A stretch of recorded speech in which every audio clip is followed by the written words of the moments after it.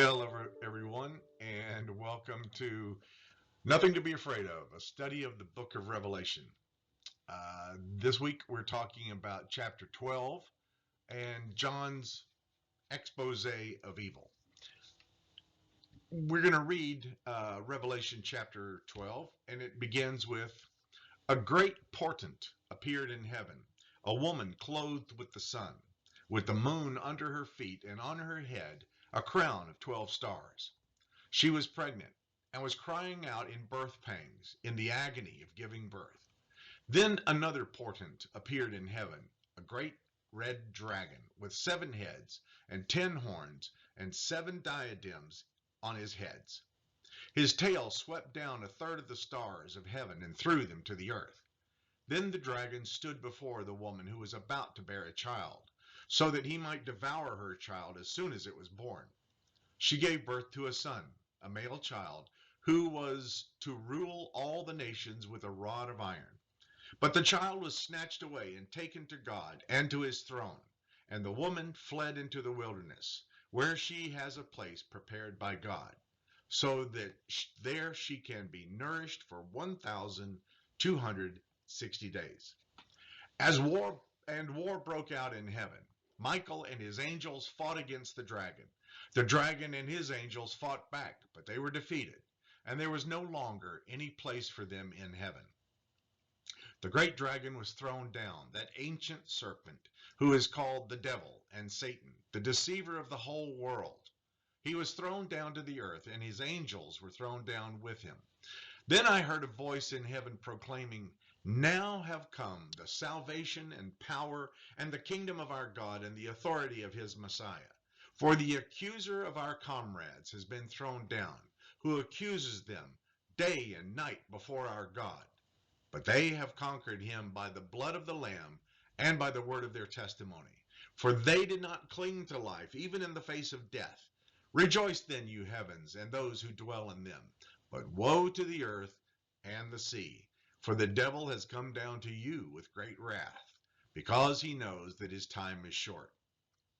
So, when the dragon saw that he had been thrown down to earth, he pursued the woman who had given birth to the male child. But the woman was given the 2 wings of the great eagle, so that she could fly from the serpent into the wilderness, to her place where she is nourished for a time, and times, and half a time. Then from his mouth the serpent poured water like a river after the woman, to sweep her away with the flood. But the earth came to the help of the woman. It opened its mouth and swallowed the river, and the dragon had poured from his mouth. Then the dragon was angry with the woman and went off to make war on the rest of her children, those who keep the commandments of God and hold the testimony of Jesus. Then the dragon took his stand on the sand of the seashore. End of chapter 12. So now we get into some of the most vivid imagery in all of the book of Revelation. Chapters 12 and 13 and 14 are a detailed expose of the powers of evil at work in the world and in the heavenly places. Before getting to the series of final judgments and plagues that will be found in chapter 15, the author of Revelation, John, again pulls back the veil and shows us that the troubles facing the church and all God's people on the earth are part of a universal struggle, both earthly struggle and celestial. The good news is that the outcome has already been determined. The war in the heavenly places has proven that. This section is full of remarkable imagery and symbols and metaphors that have embedded themselves in Western culture especially. As we go on into the next chapter, we'll see the appearance of that number, 666, that is made itself known in all kinds of places, in literature, in music, and even when you know better. I'll admit that one time I was in a hotel in Stamford, Connecticut, And my room was on the 6th floor, and I walked by the room that had 666 on it. And of course, my thought was, I'm not knocking on that door. I don't know who would answer. We also see things like the war in heaven. The war in heaven becomes a theme that is picked up by the great author Charles Williams. He was, as you may or may not know, was one of the so-called Inklings, the literary group formed by C.S. Lewis and J.R.R. Tolkien and Charles Williams. Um, and the book that he was writing and submitted to them was The War in Heaven. So there's many references like that. The Red Dragon is a thing. That was the title of a book by a crime novelist uh, back in the 90s, I think. Um, you see all these images showing up over and over again, showing what an impact the book of Revelation has had on us. Well, we also see in this the first sign, the first portent in heaven, John says, and after the sounding of the seventh trumpet and all the lightning and the rumblings and the peals of thunder, earthquake and heavy hail, then comes the sign in heaven. A woman clothed with the sun, with the moon under her feet, and on her head a crown of 12 stars. The author tells us that this woman was pregnant and she was crying out in birth pangs. Okay, let's unwrap this a little bit. Many scholars and writers, astronomers and astrologers, have all pitched in on this image of the woman clothed with the sun. One of the most compelling and interesting uh, theories or propositions is that the woman seen in heaven here is actually the constellation Virgo.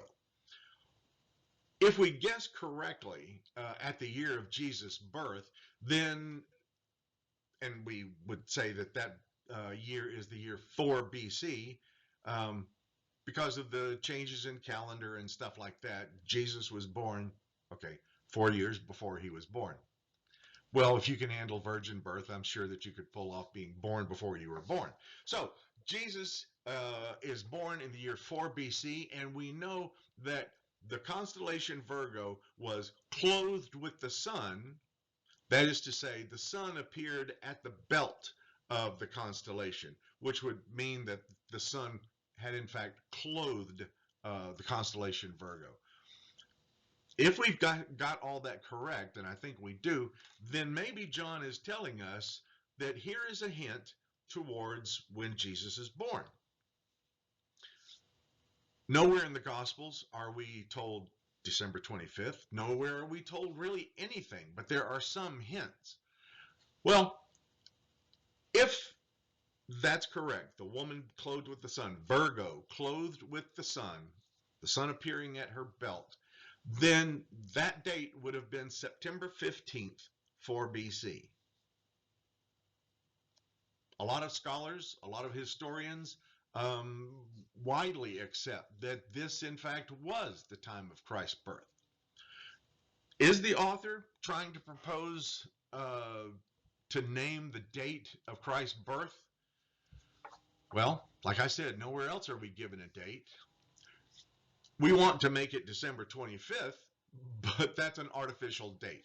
Simply, December 25th was chosen to coincide with the Roman celebrations of Saturn, the Roman god of agriculture, and Mithras, the Persian god of light.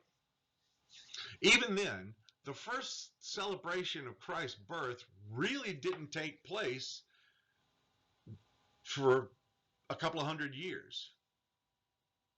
In the first celebration of Christ's birthday first receives official mention in an early Roman calendar from the year 336. That's after the time of the Emperor Constantine. Furthermore, in debunking the December 25th, just in case you're interested, if the shepherds had been with their flocks in those fields during the wintertime, they would have been trespassing. The fall season is much more coherent with the events of the gospel or leading up to fall. And the truth is that Christmas was really not celebrated during the first 3 centuries of the Christian era. The 2 most important holidays for the primitive church were Epiphany, or January 6th, when the Magi came to visit the Christ child, and the other was Easter, of course. Well, back to the woman. Is the woman clothed with the sun representative of the Virgin Mary? Not being being crowned with the 12 stars, we think that this must be Israel. The woman clothed with the sun is, in fact, the nation of Israel. The 12 stars, that's easy, the 12 patriarchs of the Hebrew Bible. And while Israel was pregnant with Jesus, Israel was undergoing the birth pangs of violence under Roman oppression. The author of Revelation, indeed, so many of the prophets refer to cataclysmic events as birth pangs, signs of a coming change. Maybe, on the other hand, the woman is the personification of the ideal community of faith. As Bruce Metzger says in his book, Breaking the Code, he says, first in its Jewish form, in which Mary gave birth to Jesus the Messiah, and then in its Christian form, in which it was persecuted by a political power as evil as any dragon. So Metzger is saying, and I agree with him, that there's a transition that takes place, that this is the community of faith found in the people of Israel, the Jewish community, and it transitions to include the church, the Christian community of faith, while never setting aside the Jewish family. It is, once again, another connection that John draws, showing the continuation of what was begun with the people of the Hebrew Bible, the people of the Old Covenant, the people of Israel, and connecting him with the people of the so-called New Covenant, with the community of faith in the church. Okay, so now we have the red dragon. Here comes another sign in the heavens. The Messianic child will be threatened by the great red dragon. The dragon is described as having 7 heads and 10 horns and 7 crowns on the heads. The dragon is Rome. One of the things that we'll see, and we'll come back to this again, is that there is a correspondence between what is going on in heaven and what is going on earth. We'll explain that a little bit more. Well, we've already seen the woman clothed with the sun, a sign in the heavens, is also correspondent to the woman of Israel, the woman giving birth to the Christ child. Some have wanted to see that red dragon as King Herod, who tried to kill the Christ child. But for John, Herod is small beans. Herod is a snake, but Rome is the great dragon. What makes him think that way? What makes us think that way? Well, first, we're given several hints about the identity of the great red dragon. First off, and let's make this simple, the red was the color of the Roman imperial army. Their capes were red, the plumes on their helmets were red, their uniforms were highlighted with red. That was what people saw when the Romans were coming to town. Yes, of course, there was Roman cavalry that was dressed in blue. There was others that were dressed in browns, and the Roman auxiliaries were not given the red like that. But when the legion came to town, you saw a whole lot of red with them. Next, the dragon is described as having 7 heads. Rome, of course, has been known as the city of 7 hills. That reference is actually going to be used again in Revelation chapter 17 when it says, this calls for a mind that has wisdom. The 7 heads are 7 mountains on which the woman is seated. Okay, now at that point, he's talking about another woman, the whore of Babylon. And of course, that is referring to Rome also. So John will give us the key to what this red dragon is all about a few chapters later. Now, by the 4th century BC, a protective wall had been built around the 7 hills of Rome. Legendarily speaking, Romulus and Remus built their original settlement of Rome on the Palatine Hill, and then the other hills around there became incorporated, so that, again, by the 4th century BC, a wall now surrounded those 7 hills. This was the city of Rome, the city of 7 hills. Um, and since that time, Rome has been known as the city of 7 hills. Goes on to say that its heads had 10 horns and 7 crowns on the heads. Well, the 10 horns are a reflection of the 10 horns of the terrible one-headed beast found in Daniel chapter 7, verse 7. That beast had its 10 horns, and they were a sign of the dragon's power. The 7 diadems or 7 crowns on his head are a sign of his dominion over the world. Well, maybe this is a compare and contrast of the many diadems worn by the conquering Christ, the King of Kings and Lord of Lords, as will be described later on in Revelation chapter 19. Maybe that's what John is drawing here. But the truth is that this number of horns, this number of crowns on there is representative of Rome's great imperial power. It was the greatest power in the world at that point. Did it have dominion over the whole world? No, we've already talked in the previous classes about the Parthians who were on the eastern shore of the Euphrates River. They were a power that was always looking to invade the Roman Empire. In the north, there were tribes of Gothic tribes and others that were never defeated by the Romans. But in John's world, Rome is the great power. So as we look back and forth between the references of Revelation 17, Revelation 19, remember this, with this back and forth referencing in John, the looking ahead to chapters, looking back at previous chapters, and the calling back and forth between all these images, it references our original discussion that the book of Revelation is not a straight timeline. No, rather, it's to be viewed as a vortex that comes again and again back to common metaphors, back to common images, back to common themes, and all of these will recur over and over again.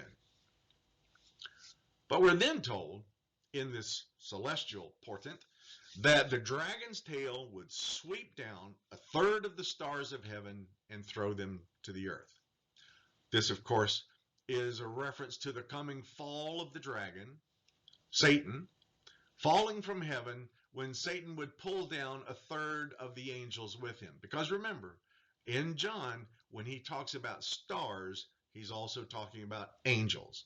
So here's these 12 angels who have been, these 1/3 of the angels who've been pulled down in the great fall of the red dragon.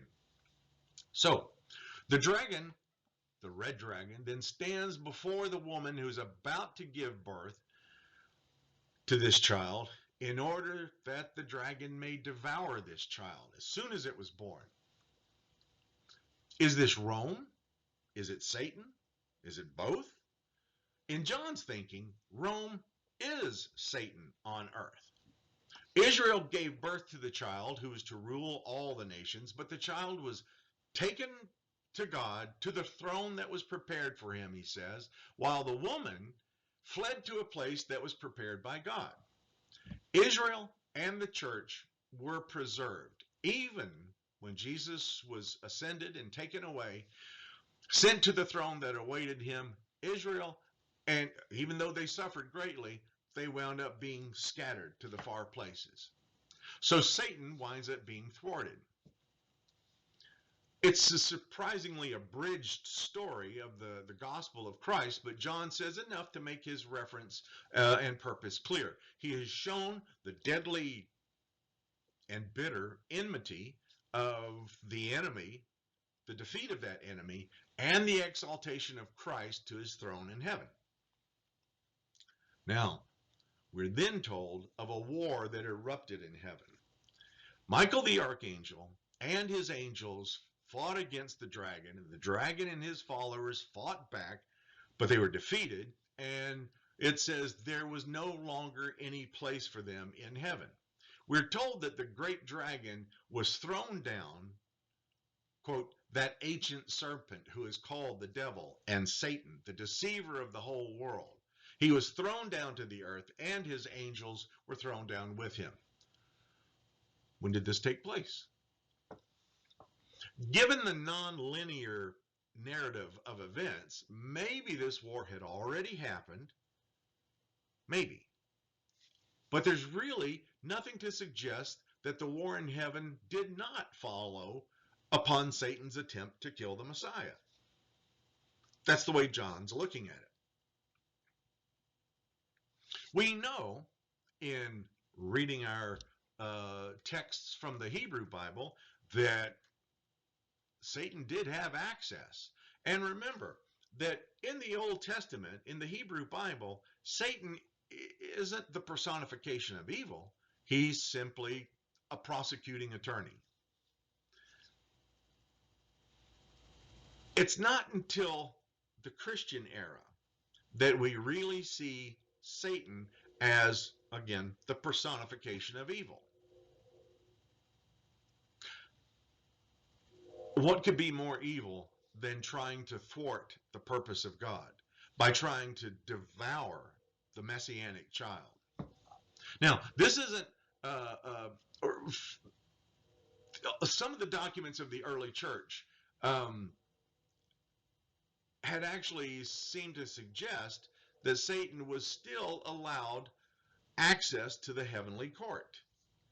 There are some remarkable books that never got included in the Bible that kind of show that Satan still has this access, but it's after the crucifixion of Jesus that everything goes south for Satan. The act of trying to kill the Messiah was the ultimate act of rebellion against the purposes of God. That was the last straw.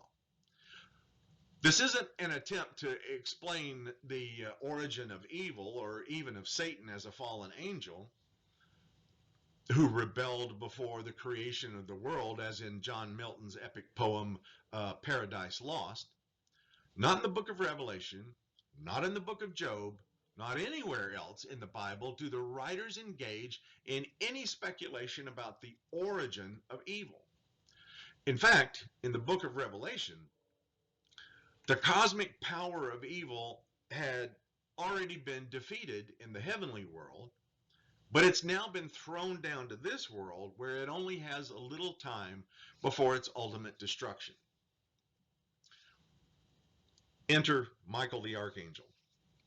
Michael has always been regarded as the heavenly patron of the people of God, the captain of Israel's defense. When we look back again to Daniel, and Gabriel tells Daniel, Michael, your prince, the captain of the Lord's armies, is looking out for you. Or when he was trying to get to Daniel and trying to, talking about Gabriel, and trying to get this message to him, he said that he was intercepted by the prince of Persia, who was a demonic prince, apparently, a demonic being. And he says that it took Michael to come and shake Gabriel loose so that Gabriel could, in fact, deliver this message. We have a couple of references to Michael like that in Daniel. And then, of course, we see Michael show up again in Revelation. So, by extension, Michael, having been the shield, the captain of the Lord's armies, the patron of the people of Israel, now by extension, Michael's shield is extended over the people of God in the church. Here again, John is showing the continued purpose of God that began with the Hebrews and continues with the Christians while never abandoning the Hebrews, never excluding them. Michael defeats the dragon and casts him right out of heaven down to earth. The defeat of the dragon and the expulsion from heaven cause immediate rejoicing among those who remain in the heavenly abode. John writes, "Then I heard a voice in heaven proclaiming, 'Now have come the salvation and the power and the kingdom of our God and the authority of his Messiah. For the accuser of our comrades,'" our brothers and sisters, "has been thrown down, who accuses them day and night before our God. They have conquered him by the blood of the Lamb and the word of their testimony, for they did not cling to life, even in the face of death. Rejoice then, you heavens, and those who dwell in them. But woe to the earth and the sea, for the devil has come down to you with great wrath, because he knows that his time is short." Okay. The rejoicing in the victorious angels can be best explained by this long animosity between the angelic powers that defended God's people and the accusers who brought charges against God's people. If you can remember our discussions on the seraphim, you might remember that they were the ones who would burn the tablets that bore the accusations, the written accusations against God's people. The role of Satan, the accuser, was again a prosecuting attorney who brought charges. And so he would write these charges on clay tablets and lay them before the throne of God, apparently on the steps before God's throne. And the seraphim, remember, seraphim comes from the Hebrew verb to burn. These burning angels who were the defenders of the people of God, would consume these charges, consume these tablets with fire. That was how the Hebrew writers viewed Satan.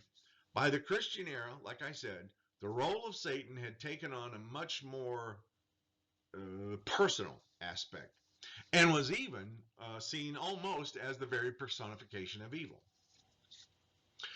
As far as the timeline, when all of this happens, remember what Jesus said in Luke chapter 10, verse 18, when the disciples had come back and they were, rejoicing over the fact that even devils responded to, or demons responded to the name of Jesus. And Jesus responds, "I saw Satan fall like lightning from heaven."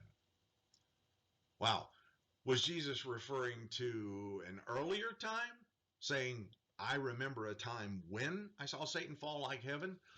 Not the way it looks. Was Jesus speaking prophetically that I see it now, it's going to happen? Or was Jesus simply seeing it happen at this moment as the fledgling community of faith was beginning to exercise its authority in the name of Jesus? Was all the war in heaven taking place at that point? Was it the opening skirmishes of the war that would wind up in heaven? All these questions are really good questions, and given the vortex viewpoint of things, they may all be true. John then goes on to tell us that when the dragon had been thrown down to the earth, he pursued the woman who had given birth to the male child. Indeed, Rome tried to destroy the nation of Israel. In John's own time, he had witnessed the Jewish war of 68 to 70 when Jerusalem is destroyed. And remember, Rome had only destroyed two cities. The first was Carthage, way back in the 2nd century BC, and the second is Jerusalem. Jerusalem is destroyed and the temple is in ruins. John has seen all that. The fledgling church in Jerusalem was forced to scatter. The Jerusalem community wound up moving north to Pella, but they all wound up being scattered. In fact, the Jewish people, even, which included the church, had been given the wings of a great eagle because they scatter. Well, despite trying to destroy the woman who had given birth to the Messianic child, the woman was taken to a place of refuge. Jews and Jewish Christians were scattered everywhere. Then Rome turned its attention to the church in the coming years. And what followed were some of the most horrific persecutions the world has ever seen. Of all the horrible things that have transpired in the world, the horrible things that governments and groups have done to people, what Rome did to the church ranks high among the whole bunch of them. And John will begin describing that next week or next time in chapter 13. We'll see you then.